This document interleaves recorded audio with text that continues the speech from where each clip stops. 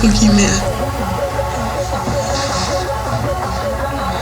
As a matter of fact, it was.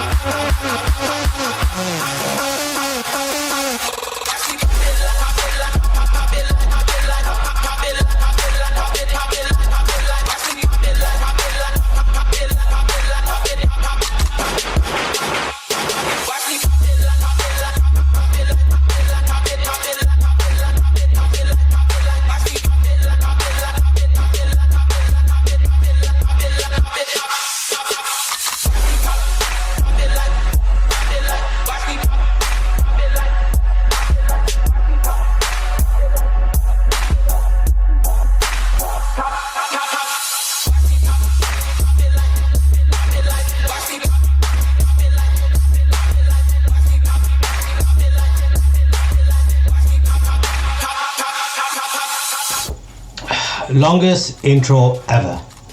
I couldn't help myself. I hope everyone is doing alright. I have been tagged by the channel Lost in the Reel. Thank you, Sean. I'm pleased as punch you thought of me. I will leave a link below to his channel. Do yourself a favour, check out Sean's dope channel. The man is a consummate professional when it comes to entertaining and informative reviews. This is a horror tag, top movies from 10 different subgenres. The idea came from Jackson Knight Productions, and the tag was started by Hellhound from Horror Metal channel. I hope you guys don't mind, but I've tweaked the subgenres just a little and swapped out a couple just to keep things spicy. Okay, with that out of the way, let's fire away. Home Invasion. I could have easily picked You're Next or the 2016 Mike Flanagan film Hush, Don't Breathe, The Purge. All stonkingly good films, but I will shout out a lesser known film that is a ton of fun, and that is the 1982 film Alone in the Dark, starring Jack Palance, Donald Pleasance, playing a very different psychiatrist to Dr. Loomis, Martin Landau, Dynamo from The Running Man, and Murdoch from the A-Team. What a cast! A bunch of psychopaths escape a mental hospital after there is a citywide blackout and make a beeline for their new doctor's house because they think he's killed their old doctor. This one has great atmosphere of a city in darkness without power, a neat twist, and hella good performances all around. God said, "Thou shalt not kill." Thou shalt not kill. Vengeance is mine, saith the Lord. Found footage. Lots to choose from here. Paranormal Activity 3, Unfriended, Host, all excellent. But I have gone with Wreck. Not the first one, but Wreck 2 from 2009. The reason is this entry leans into the fact that the infection is actually a form of possession. You only find this out at the climax of Wreck 1, and I love that more supernatural angle. It just makes it more scary in my opinion. Otherwise, it is more of the same thrills and tension from the first film, albeit this one hits the ground running. That's my choice, and that brings us nicely to the next subgenre, demon possession, which I've swapped in for torture film, because frankly, I don't like those movies, and the best one by a country mile is always going to be the original Saw. So let's leave that aside. Demon possession, so many great ones. The Exorcist, Amityville 2, The Possession, The Exorcism of Emily Rose, The Conjuring, the Evil Dead films, John Carpenter's Prince of Darkness, but I'm going to pick, no surprise if you know me well, Exorcist 3. I can't believe I don't have a physical copy of this film. For shame. Exorcist 3 has flip-flopped in and out as my favourite horror film of all time. I remember for me how terrifying this was on the first watch. It's one of the only films I have seen a ton of times, along with maybe the original Exorcist, that if I watch it in the optimal environment, alone, in the dark, lights out, volume cranked right up, it still has the power to scare me. The type of scaring that physically debilitates you. And it's smart and funny and has incredible acting performances across the board. Have to mention Brad Dourif and George C. Scott, who give a couple of my favourite performances in any film in any genre. If you do dig this film, and frankly, if you don't, sort your life out, mate. If you adore this film even half as much as I do, may I recommend the Series 1 episode of The X-Files titled Beyond the Sea, guest starring Brad Dourif, who gives an uncannily similar performance as serial killer Luther Lee Boggs, who has paranormal abilities. It's a brilliant episode. Slasher.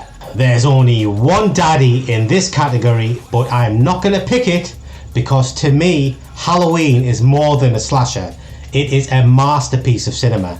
Full stop, end of. Instead, I will pick what I find to be the quintessential slasher film, the one that does it perfectly. It has style, suspense, atmosphere, thrills, great music, engaging characters, brilliant kills, a kick-ass villain. It's just so much fun from start to finish. Satisfaction guaranteed on the first or the 50th watch. And that is Friday the 13th Part 6, Jason Lives. God, I love this film. It is perfectly paced and super enjoyable. Tom Matthews, who plays Tommy Jarvis, is super likeable and cool, and the film has very memorable and quotable dialogue. Also, it is not mean-spirited in any way. The movie just shines. It is a non-stop thrill ride. Paranormal. Bit of a broad one this. I could go with anything from The Haunting to The Changeling to Poltergeist to The Conjuring. I will make an executive decision and my pick is John Carpenter's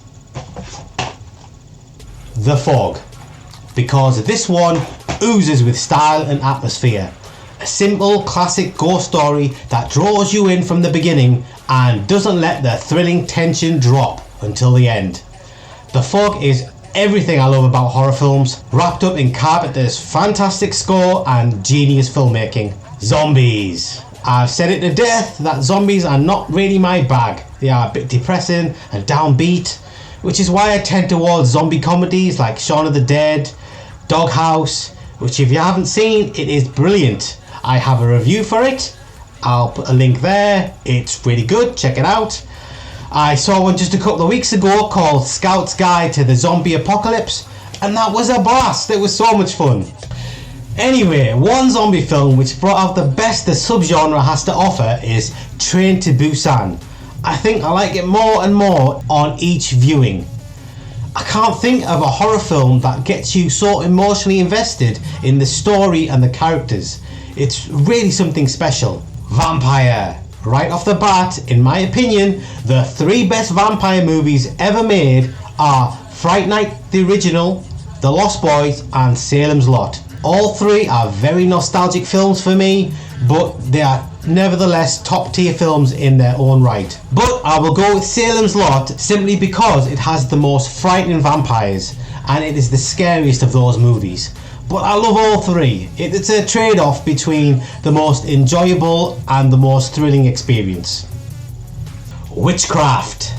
I have swapped this in with Werewolf because, come on, American Werewolf is head and shoulders above any other contender.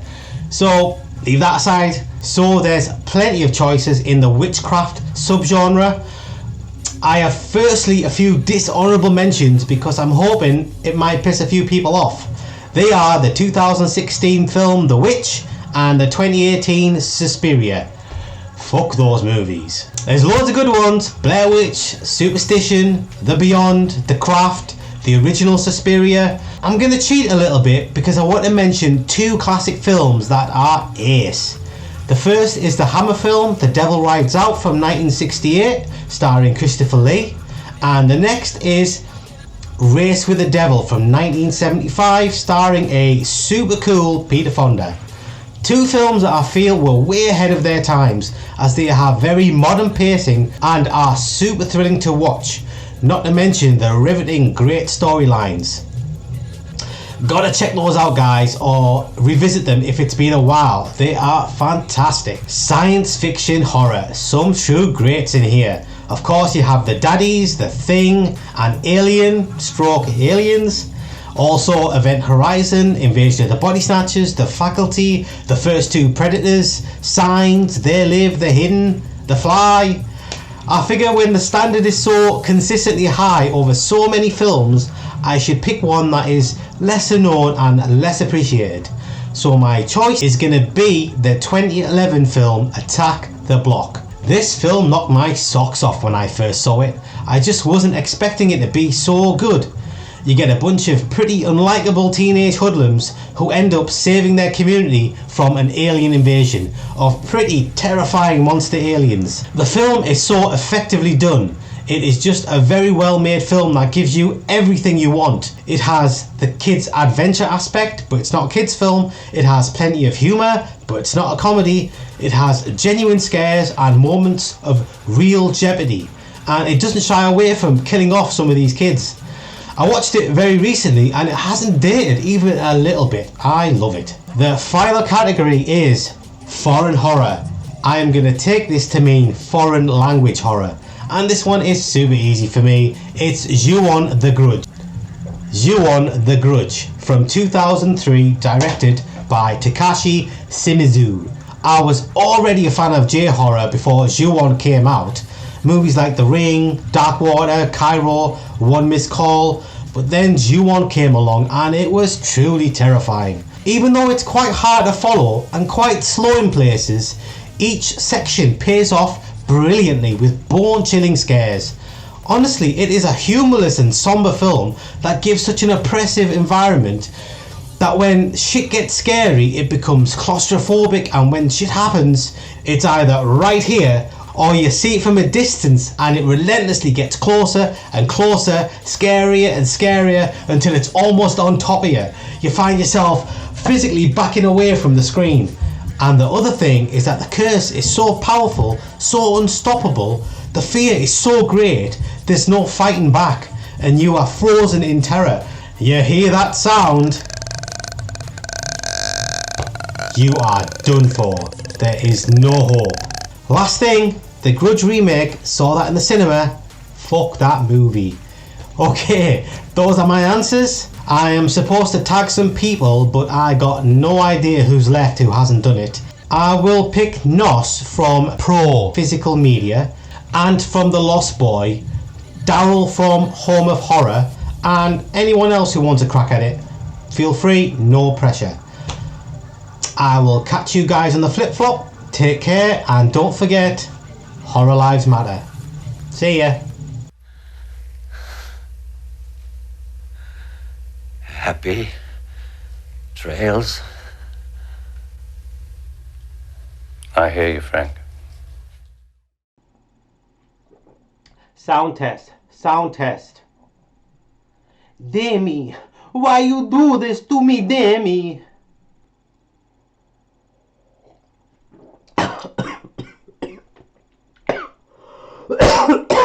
Shit.